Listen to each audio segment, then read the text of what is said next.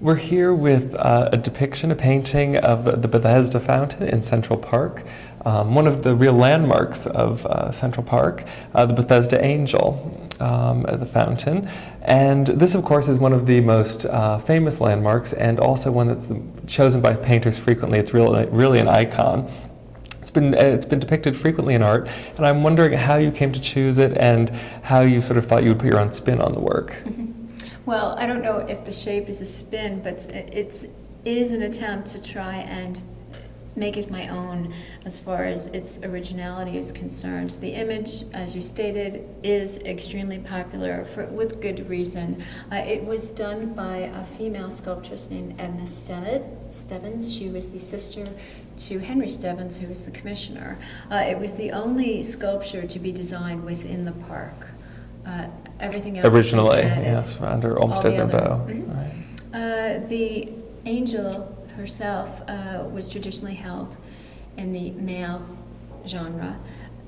Emma decided to transform it into a female angel, the first to do that. She is holding a lily, which symbolizes purity.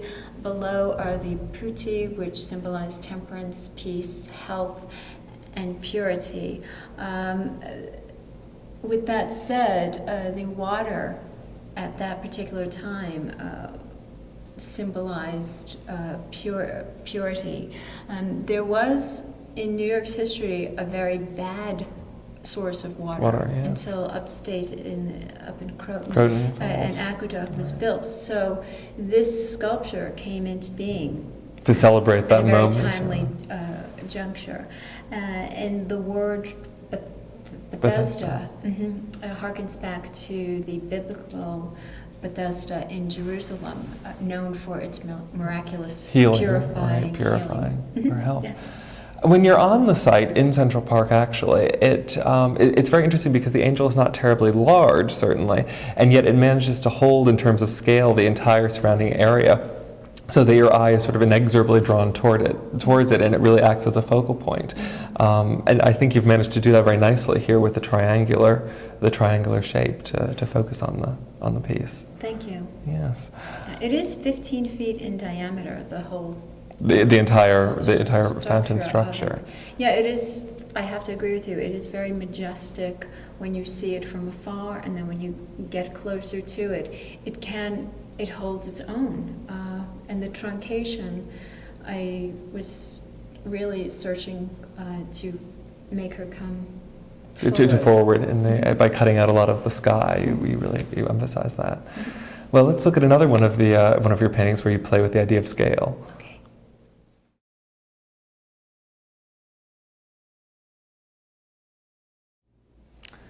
Anna Marie, it's great to have the opportunity to look at some of your Staten Island paintings from some of the better-known landmarks around the island. And the one we're standing here with now is the Voorlezer House at historic Richmond Town. Indeed. This is one of the first of your paintings that I saw in the flesh, in life, not just on a slide. And it really struck me, one of the first things that struck me, and what we've come to know your work for, is the innovative use of shape and structure in the canvas and also the very unusual frames. Perhaps you'd like to tell us a little bit about that, your decision to use this unusual frame. Well, thank you very much. When I first decided to do the Voorlezer House, since it is the nation's oldest schoolhouse in the country, I tried to come up with an idea that might be a little bit more innovative or interesting to add some sort of life to the static architecture. It's rather plain, which was the style at that particular Restrained, time. you want to say? Restrained, yes, yeah. It's a great word. So immediately what came into mind was equating the ruler with the schoolhouse. Mm-hmm. So hence the concept. There are 4 different views. This was something that I decided to incorporate into the shape of the canvas, which is a square. Square is symbolic of the earth. Mm-hmm. It is a 12-inch square, which also segues into another concept. A few years back, when I was painting the Egyptian obelisk in Central Park, which hopefully we'll see later, I came to know that the Egyptians were the ones that came up with the form of measurement in inches and feet that we currently use. Other cultures all over the world use the metric, devised by the French, Sets of 10, units of 10. Mhm. Yes. And of course, this picture has a lot of the other things that we've come to associate your work with, which is the rotating of a building, looking at it from different views, different angles, and different structures, which hopefully we'll see in Cleopatra's Needle and some of your other paintings. I was struck, Richmond Town has around 35 historic buildings. It's a major site. How did you come to choose the Vorleser House, which, as you said, is very sort of restrained and not quite as flashy as some of the other buildings over there? Well, the name of it, the Vorleser House, stems from the Dutch word meaning in English voorreader. And the person who was the Voorleser of the town had a very prominent responsibility. He was the educator, teacher, and also the religious leader. So, and it was usually a position held by men up until that time. I think towards the end of the 1800s, women started to take on the role of being the teacher. Through the 19th century, yes. The most honorable, not the oldest profession, but the most honorable profession. And Catherine Beecher was, of course, instrumental in sort of the shift of women towards school teaching. Being the educator, yes. Well, she was a very prominent woman in 19th century history, and let's look at a woman who had an influence on 20th century history, particularly here on Staten Island, at the Jacques Marchais Museum.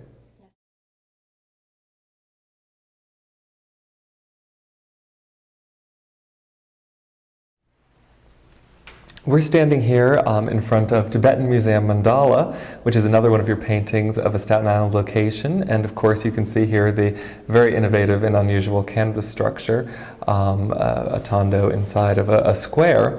And this is the Jacques Marchais Museum here on Staten Island. And perhaps you could tell us how you came to choose this location to paint. Yes, one of the reasons why I decided to paint this particular structure was because of the key figure who created it. Her name was Edna Klaber, not Jacques Marchais. That was her professional name. She was one of the first female art dealers in Asian art dealers in New Asian York, art right? dealers. And it was her mission at the end of her life to have this museum built. It is an authentic Tibetan structure. The Dalai Lama was here in 1991 to come and visit it. And there is no other institution or Tibetan architecture outside of Tibet. There might be one in Russia that is in ruins But this it's time. a unique structure, isn't it? It has a wonderful collection of art, a real inspiration. And a very, of course, peaceful, meditative place, besides being a cultural magnet. And you were speaking of peace, that here under the Buddha, there might be true. something a little bit hidden that you might want to tell us about. Yes, I'd like to mention that during the painting of this particular image, there was in 2001 the planting of the peace vase. There was the teacher of the Dalai Lama, Khyentse Rinpoche, who came up with this idea to take 6,200 vases, put medicinal and Tibetan mantras inside them, and then bury them throughout the world. Fortunately, they decided, the staff at the Tibetan Museum decided to have it planted beneath the Buddha there. Buddha here, Yes. most appropriately. Well, it's certainly a spot that people go to for relaxation and contemplation. The circle shape was to echo this circular halo of the sculpture, and the framing of the piece, the square within the circle, is something that is associated, those principles are associated with the Tibetan as well as the Hinduistic practice of making mandalas, hence the title and the image. And the image. Well, let's look at another one of your circular images, one of Central Park.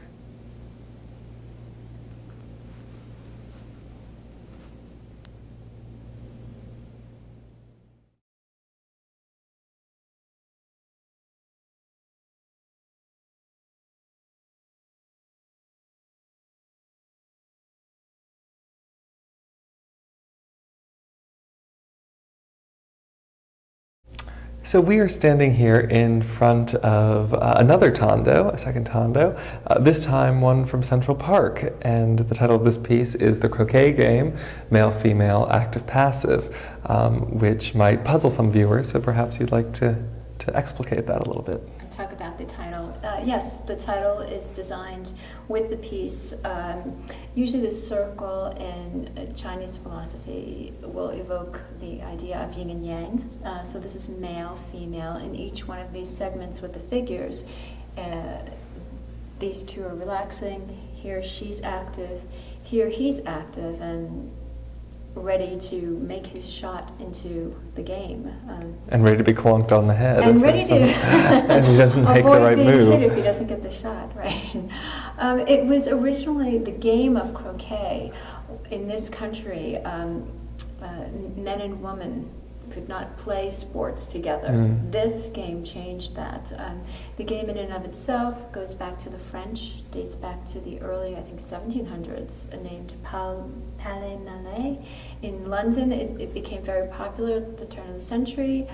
Pall Mall in London was titled after the game. Okay, yes. And again, after it came here to the States, it caught on. And it still has that idea of coming out of the French, very refined looking. All the players are very elegant in their summer whites. Yeah, that is true.